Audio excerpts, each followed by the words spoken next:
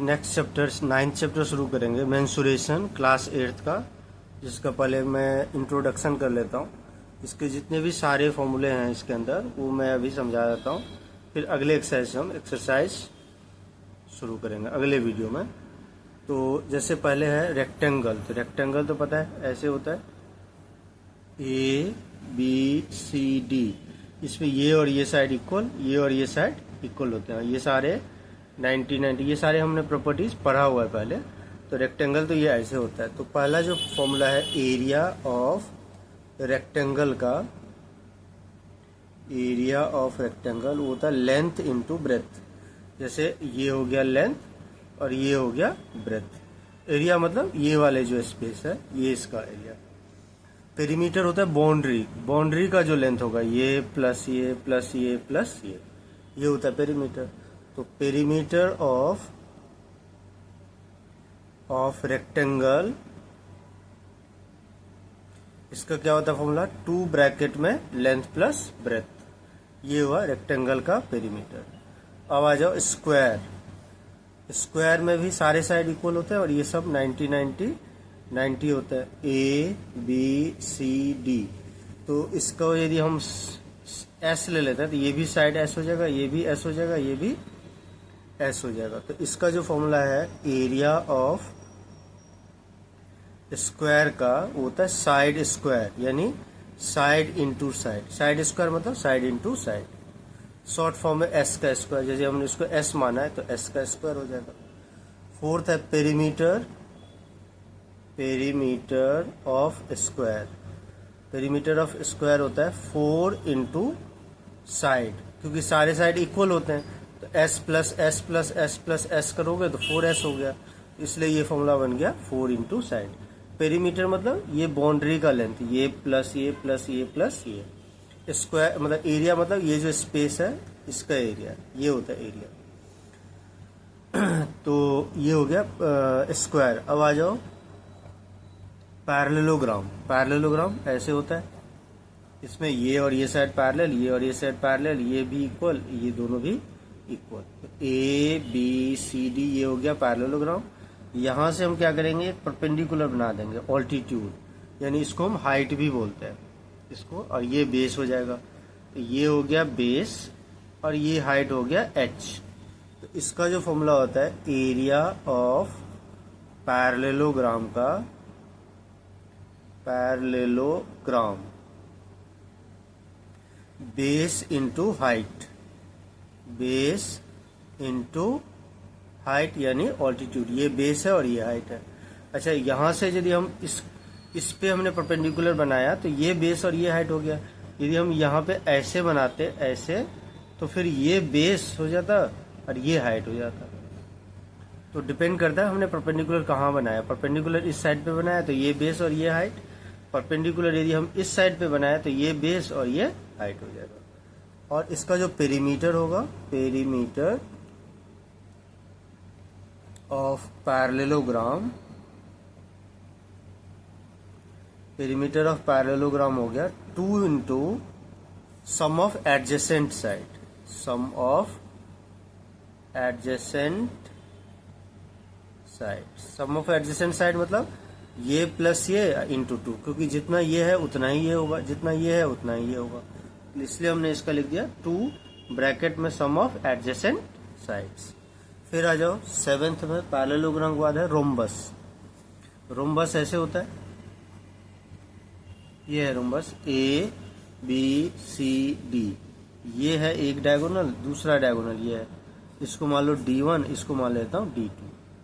तो area of rhombus, rhombus का 2 formula होता है। एक तो होता है बेस इंटू हाइट जो पैरेललोग्राम का होता है, और दूसरा एक और भी होता है इसका formula half D1 into D2। D1 into D2 मतलब half one diagonal into another diagonal. ये एक डायगोनल है D1, ये दूसरा डायगोनल D2।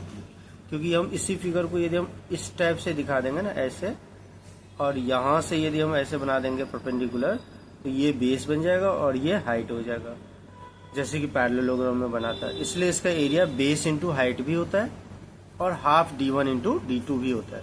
तो डिपेंड करता है कि क्वेश्चन में क्या दिया हुआ है। बेस और हाइट दिया तो ये लगा दोगे, दोनों डायगोनल दिया तो ये लगा दोगे। इसमें सारे साइड इक्वल होते हैं रोम्बस में, इसलिए जो इसका पेरीमीटर होगा वो 4 इंटू साइड होगा। पेरीमीटर ऑफ रोम्बस, इसका फॉर्मूला होता है 4 मल्टीप्लाइड बाय साइड। नेक्स्ट आ जाओ ट्रेपीजियम। ट्रेपीजियम ये हो गया ए बी सी डी, इसमें ये दोनों जो साइड होता है ना ये पैरेलल साइड होता है, ये दोनों नॉन पैरेलल साइड होता है। इसका ये हो गया हाइट h। इसका जो फॉर्मूला होता है एरिया ऑफ ट्रेपीजियम, इसका फॉर्मूला होता है half sum of parallel side, sum of parallel sides into height.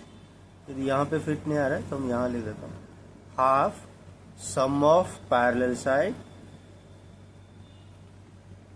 Parallel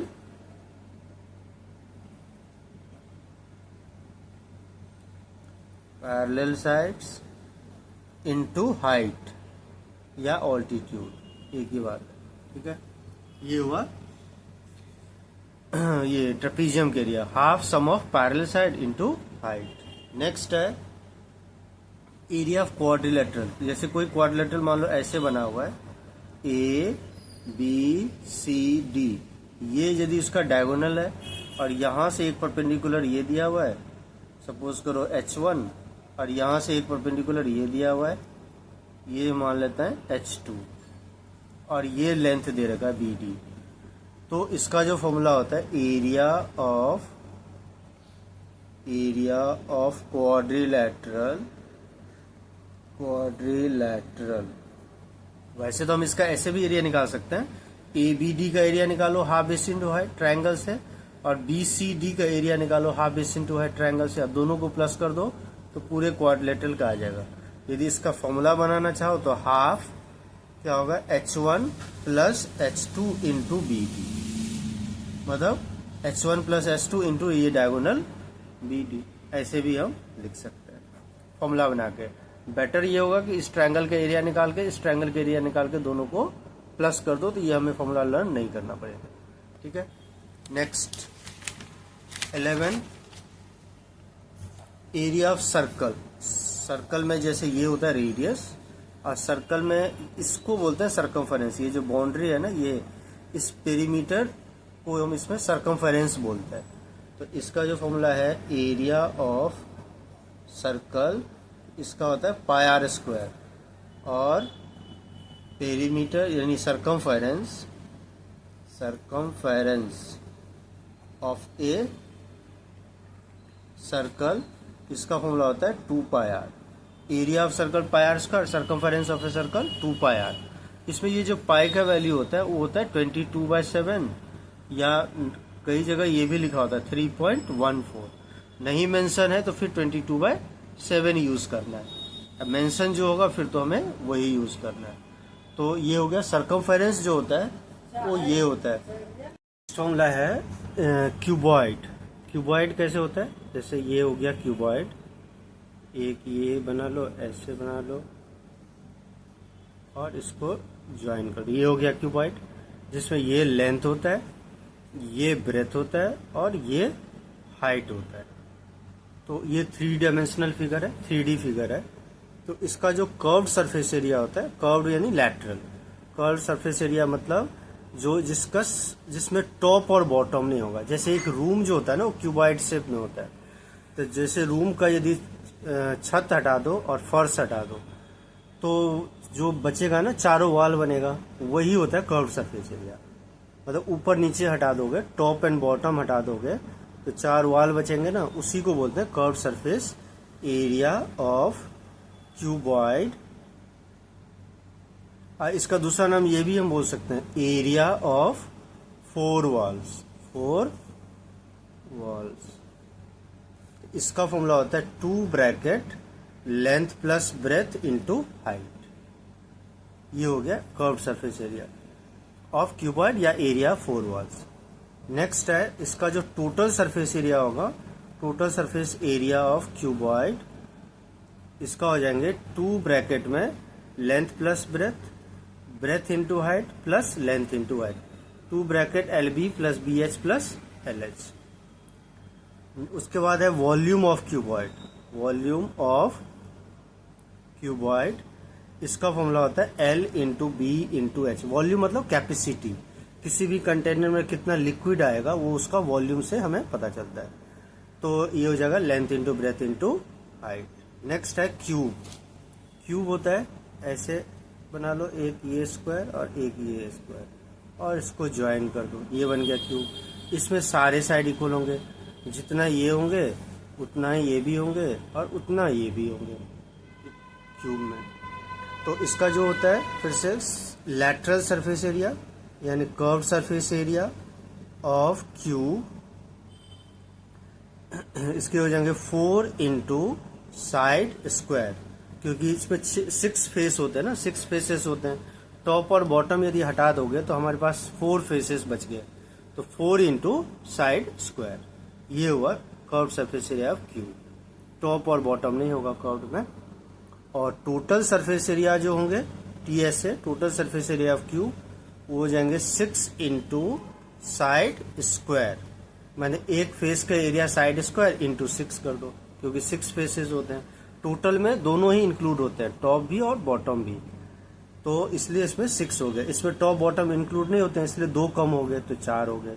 4 into side square curve surface area and total surface area हो गया 6 इंटू साइड स्क्वायर।